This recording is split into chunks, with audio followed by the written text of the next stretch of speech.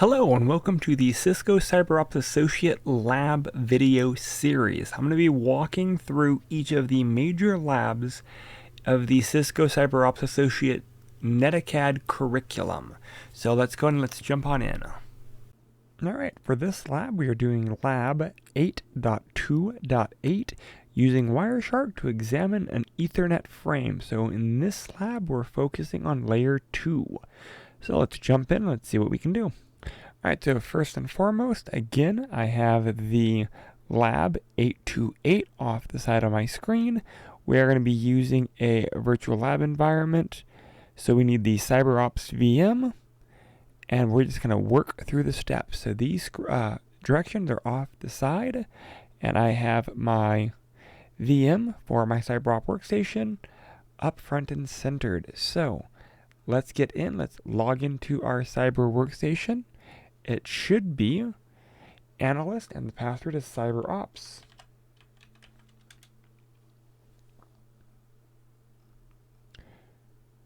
So again, read through the scenario.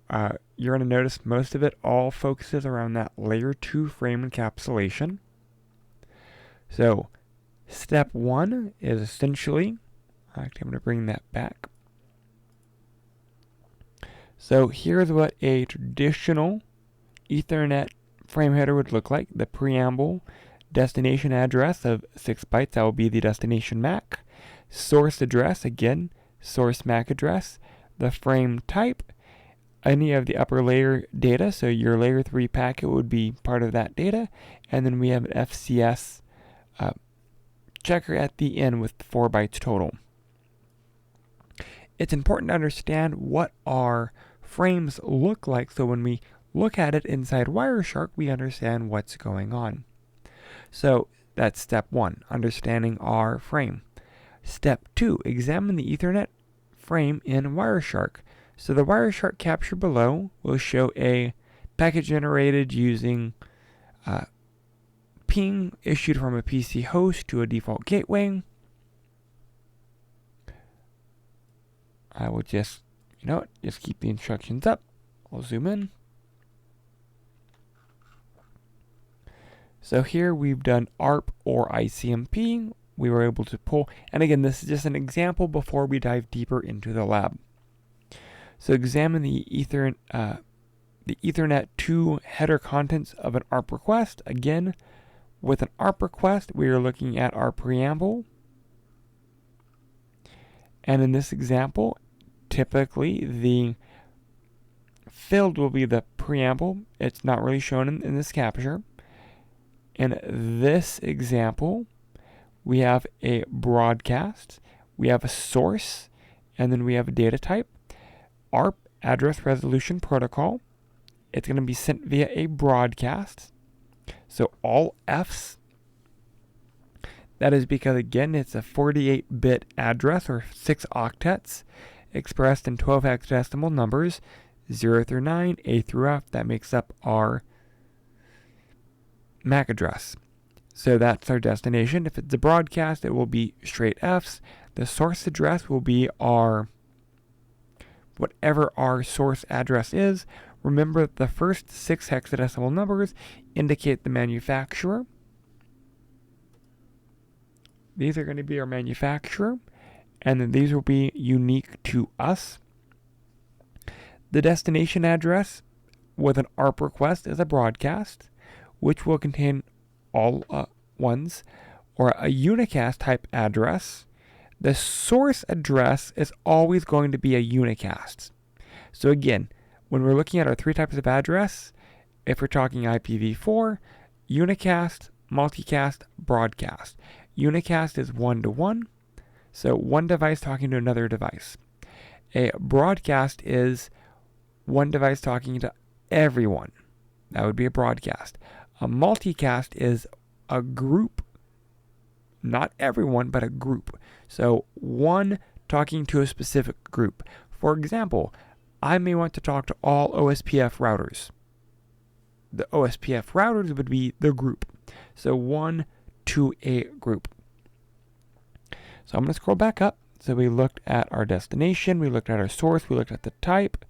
Now we can look at a little bit more detail. we have our frame type. Our frame type is 0806. Because our frame type gives us details, we know that 0806 is an address resolution protocol or an app request. If it is 0800, so this right here, type, if that was a 0800, it would let us know that it's an IP packet. In reality, that's letting us know what is the layer above it. So for the Ethernet frame, the field will contain a hexadecimal value for the upper layer data.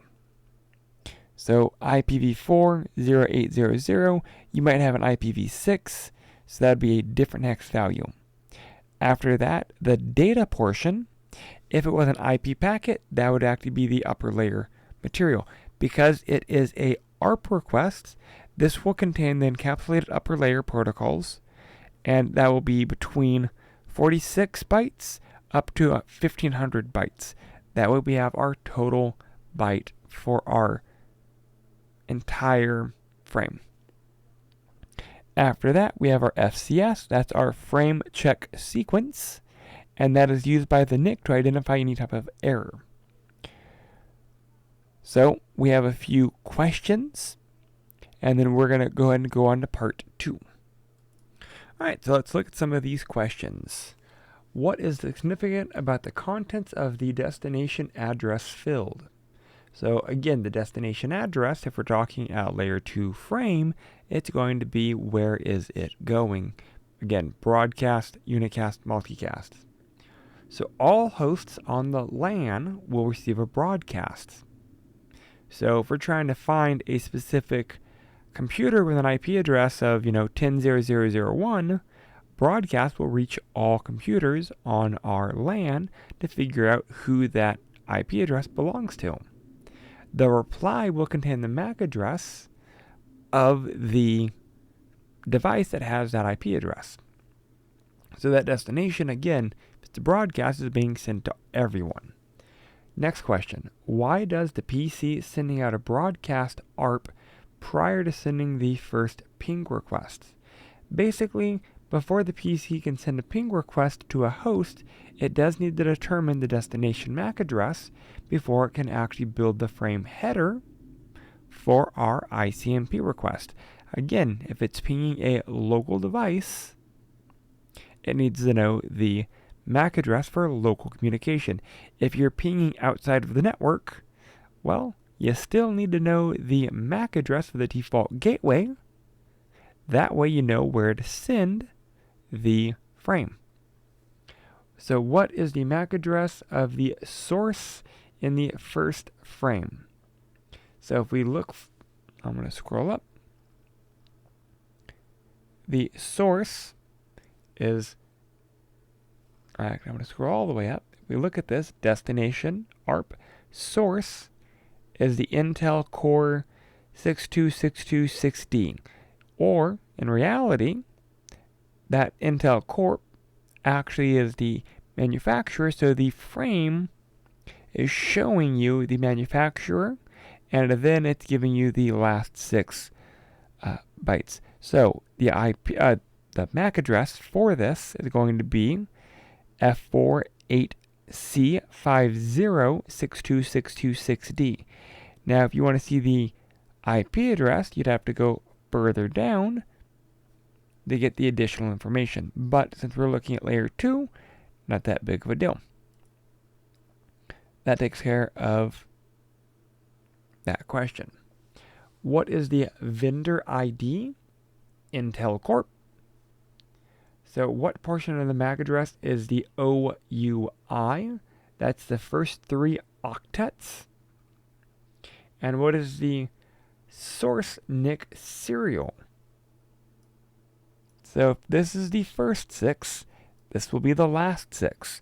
And the last 6, 62626D. Again, because the full MAC address is F48C50, that's the OUI.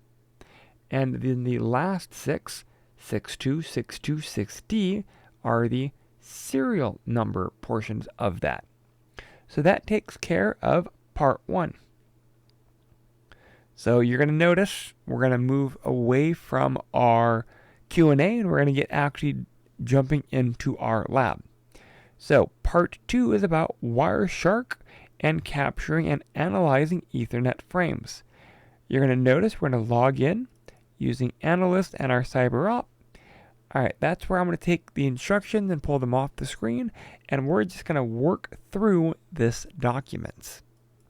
Alright, so we're logging into our machine. One of the things we are going to need to do, because again, we don't have that structure, we don't have those VMs, we're going to be using, just like our previous videos, mini-nets to set up things. So first thing we want to do is we want to hop over to a terminal.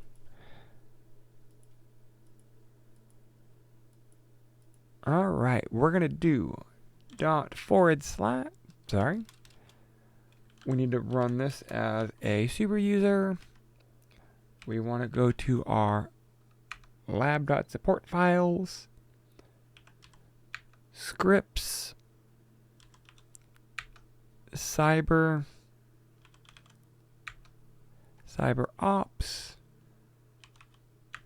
topology.py. And so what I did while I was doing this, I'm actually going to delete all of it. Sudo to elevate this and run this as a super user. I did // LA, I hit tab. Then I did SC, then I hit tab again. I did cyber, tab again, and there's lots of cybers in that folder, so you might have to do tops.py. Hit enter, it's going to ask you for the password, that's CyberOps. And again, it sets up this router H1, our virtual host, our virtual switch, host 1, host 2, host 3. So it set up the routing for those virtual devices. So first thing we want to do is we want to set up a virtual terminal for H3. So we're going to use xterm H3. There we have our virtual interface for H3. At the prompt, we do want to find the IP address so we can figure out what our IP address is. So again, it says enter IP address. Oh, helps if I click on the right screen. So we're doing this at the prompt. We can now see, oh, it makes it hard to see. We have our iNet at 127. We have our iNet 6 at ::1. And then we have our iNet for this device, 10.00.13. And the MAC address is 0ED0415B C906. Yours may be different while doing this lab, so do keep that in mind. Alright, so also on H3, we want to go ahead and do a netstat tac-r. So netstat tac-r, that will show us our route table. It will show us our default gateway and our default network. So what is the IP address of the default gateway for host 3?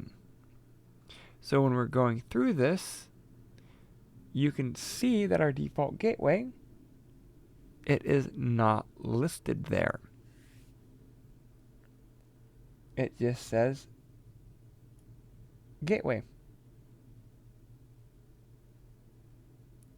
It doesn't show us any other detail.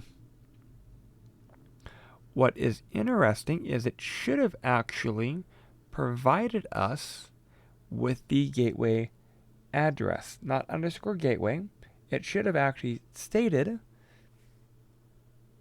it should have been 10.00.1. Not quite sure why it did not, but but we're going to explore this a little bit more with different commands. All right, so we've done our netstat-r. So we're going to clear the ARP cache on H3 and start a capture on our H3 ETH0. So we're going to use ARP tac in. This will actually clear our cache. So if there are any existing ARP information in the cache, clear it by ARP tac d and the IP address, and you can repeat this until there are none. We don't have any ARP details here, so that's why we are getting nothing. With an ARP tac in, we can see there is no information there. If we do I'm going to scroll back up. If you do happen to see an address when you did your ARP tac in, it might show you your current IP address, it might show a different address for a different host. If it found them, if it did, to get rid of it, for example, it would be ARP space tac d space the IP address of anything underneath the ARP in. I'm going to do ARP tac in again. Again, I get nothing. So if you've done previous labs, you might actually have this information stored or cached. It shouldn't be there, but if it is, ARP tac d space the IP address, and that will delete them. And again, that same step is in the lab file or in the lab document, and it walks you through how to delete that information if necessary. All right, so step 2, part C, in the terminal window for node H3, open up Wireshark, and let's get it running. So that's what I'm going to do. I will do Wireshark. And again, I know the font is kind of small, but for these terminal windows,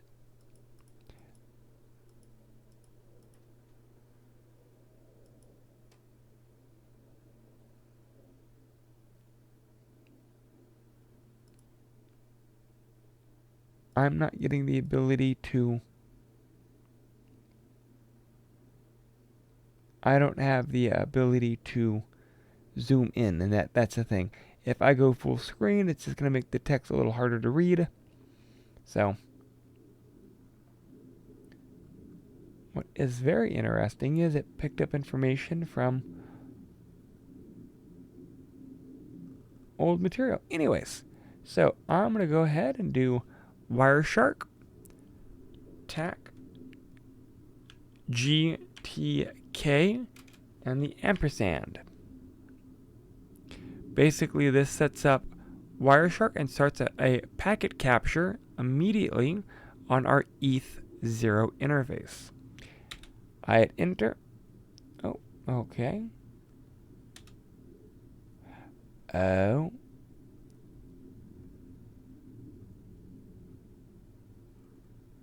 Let's try that again. Wireshark GTK ampersand. That is what I typed. Alright, so Wireshark I know is there. Alright, so let's do some troubleshooting. Let's go ahead and let's see if we can install it.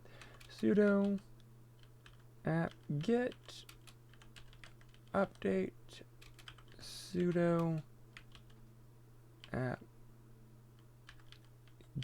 install Wireshark GTX or GTK.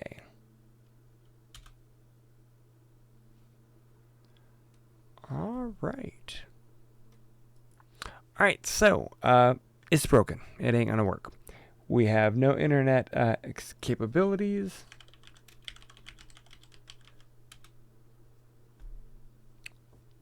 And I mean, realistically, we shouldn't. It's a temporary network in a mini net. So we're gonna go ahead and we're gonna work through this a slightly different way. so that we can at least get the information out of this lab. So I'm going to pause. I'm going to set up Wireshark on my host machine, and we are going to finish the lab instead of through the official Cisco's VMs. I'm just going to walk you through the filtering through the information that I can provide. All right, so bear with me 1 minute. All right, so that is what I'm going to do. I'm going to do this on my host machine, and I'm going to make some adjustments. So what I'm going to do is, you can see that I have multiple NICs, and I'm going to adjust my screen. All right, so I'm going to go ahead. Of course.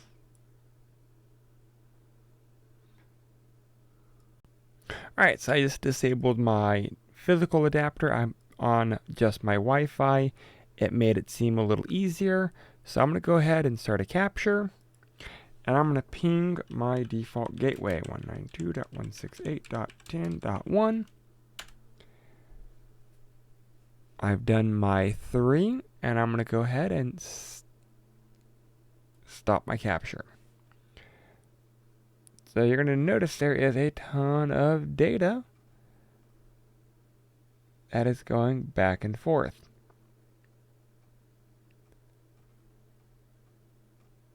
I do have some websites open on a different screen, so some of that is going to be that. Some of these will be queries for other items. What I'm the most concerned with is my ICMP. So I'm going to go ahead and do ICMP. And I can see where my responses are. So I also want to see ipconfig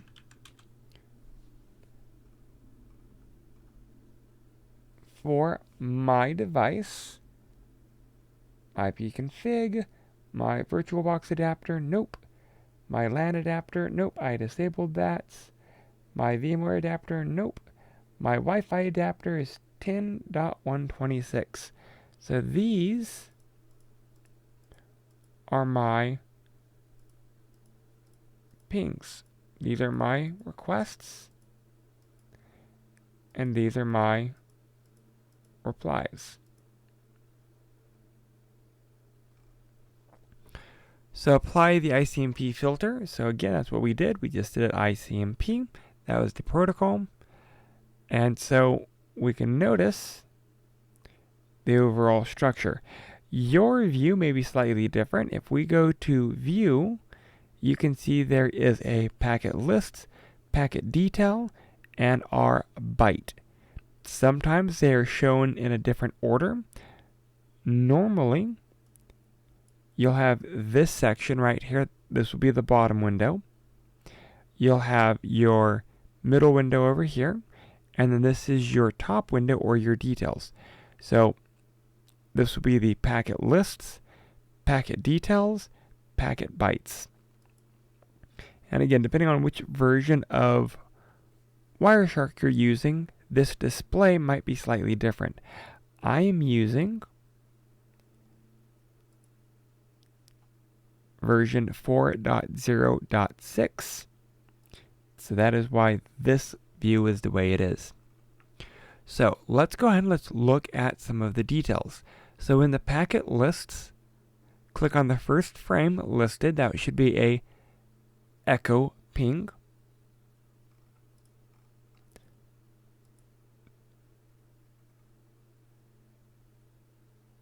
And that is this guy right here.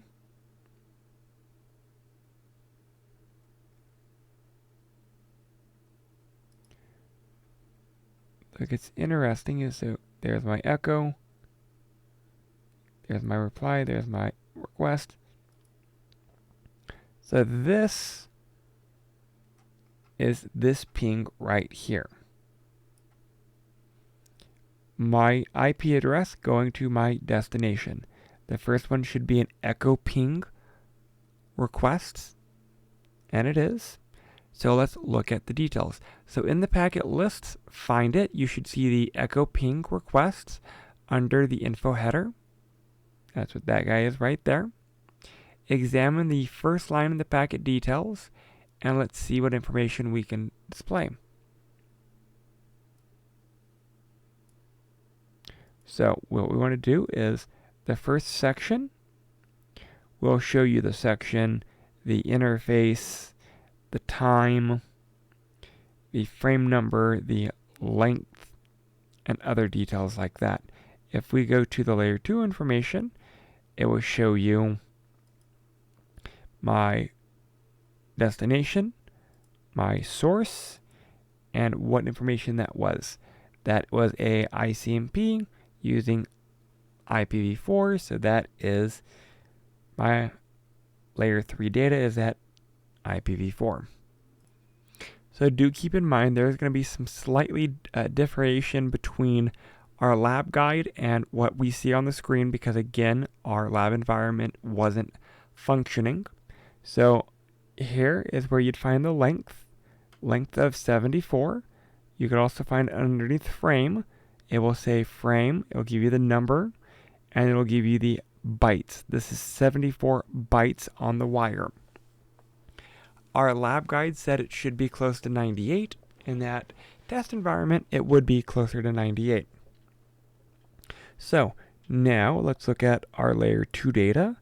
Destination, that would be C0EA E4 836FCA. That would be my destination. That is my default gateway. It is coming from my wireless NIC, which has a MAC address of F057A6A93CEC. So again, your information might slightly differ, but as long as you understand where to pull the information, we are good. Also, if you see that I'm clicking on different portions, here I'm clicking on my destination, you can see the information be highlighted. And you'll notice this information is already in hexadecimal, so the byte window is showing the same details. C0, EA, E4, A3, 6FCA. That's the destination. The next section will be the source. The next type will be type, and so forth. That's the structure of our frame header. When we're looking at it in the hex view, we can see that same structure. So you can click on the arrow at the beginning of the second line to find more information. We've already done that. Information that we found. We can see that the type is IPv4 or 0800, which denotes IPv4. So the last two lines will display in the middle, provide information about the data.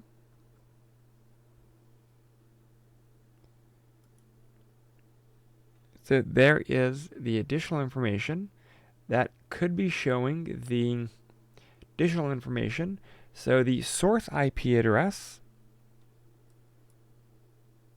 if I expand it out, not what I wanted to do just yet. You could see the source and destination, or if you expand it out, you could see the source and destination. So you can see this is all viewed in hexadecimal over here. In this example, on my capture, again, yours may be different. My source is 192.168.10.126. My destination is 192.168.10.1. If your Wireshark was working inside your cyber analysts, then you might have something more similar to like 10.0.0.13 for your source, because that's the IP address of H3.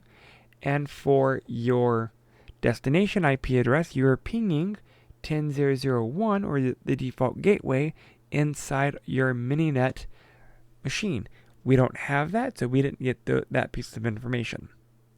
So moving past that, we have our step F. You can click on the line in the middle. Just click on the ICMP protocol.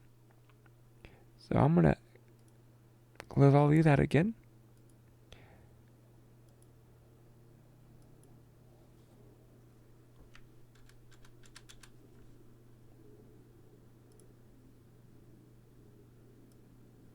Make it a little bit more readable. All right, so here we have our layer 2, our layer 3, and our higher level detail.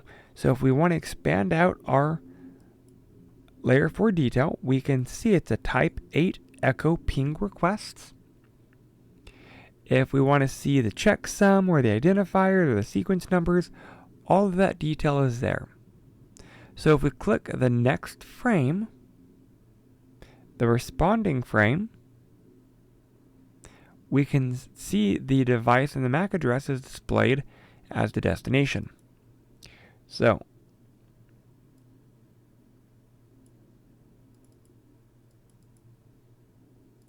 I need to resize some of these windows. So 821 was the source. If we go to 822, you're going to see that the source is now default gateway 192.168.10.1, and the destination, the return, is going back to the original host 192.168.10.121. Because this is a responding response. This is our original. This is the reply. Within the reply, if we look at the Ethernet, the destination is now my physical machine, and the source is my default gateway. So there is a structure here. Okay, so I'm going to bring up the lab guide again. So we're going to go on to step 6. We already know that the environment is not functioning very well for H3, so trying to ping a different node, it's not realistic. So I'm going to adjust the lab so we can at least get the concept down. So what I'm going to do is I'm going to go ahead and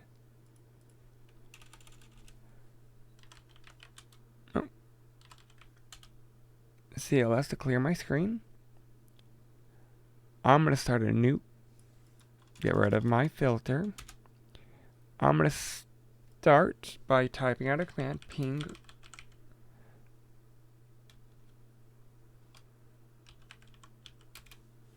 I'm going to ping a different machine on my network.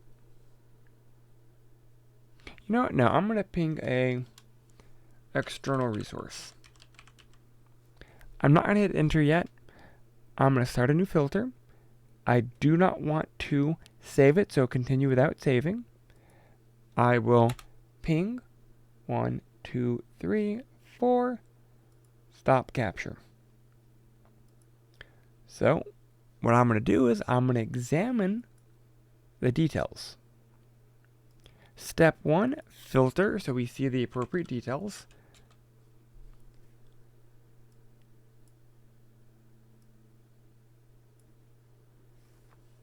The reason I did what I did, well, I typed out the command, didn't hit enter, I started the capture, and then I went back to the command and hit enter. That way it's higher on my list. That way I'm not picking up other miscellaneous network traffic. I want to be able to capture that information. So here is my source, my machine, to Google. So I am step 7. What is the source and destination MAC address? Source is my machine. Destination is my sonic wall. Well, that is because to leave the network, I have to go to my default gateway. My default gateway will look at the layer 3 data and will determine the appropriate path outside of my network. I'm pinging Google, which is clearly not at my house, so we had to have a way for it to leave my local network. My local network exit point is the default gateway. So with that said, that's why it goes to the default gateway. So the source is still the IP and MAC address of my machine. The destination is going to be the destination of my default gateway and the IP address of whatever I was trying to ping. So compare these addresses to the addresses we had earlier. Again, local communication is going to use MAC addresses. Anything outside of my network still has to go to my local default gateway before proceeding to the internet. So the destination IP address will be different because Google's not here. It is outside of my network. But the MAC address is going to be my default gateway because that's my exit point for my network. Alright, so reflection. Wireshark does not display the preamble field of a frame header. What does the preamble contain? Basically, because the layer 2 frame never leaves the LAN, when we ping something like a remote host, the source will use the default gateway's MAC address for that information. We already know that. So, with that said, the preamble field will contain 7 octets of alternating 1 and 0s. So 1010, 7 sequences. And 1 octet that will signal the beginning of the frame. That is just basically a starter point for our frame. So we did have to make some adjustments for this lab, and I think we did an okay job. This was lab 828 using Wireshark to examine an Ethernet frame. As we work through some of the official Cisco VM labs, our goal is to see what's working, what's not working, and things that aren't working, we're going to adjust so that we can get through the material we need functioning. Questions or concerns, please let me know.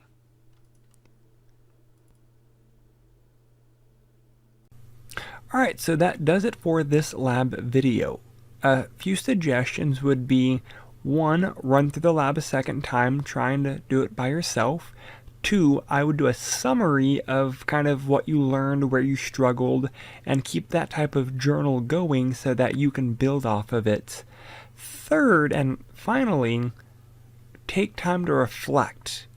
These labs start off fairly easy and then they grow in complexity, so some of the labs you may have to redo a few times to fully grasp what's going on.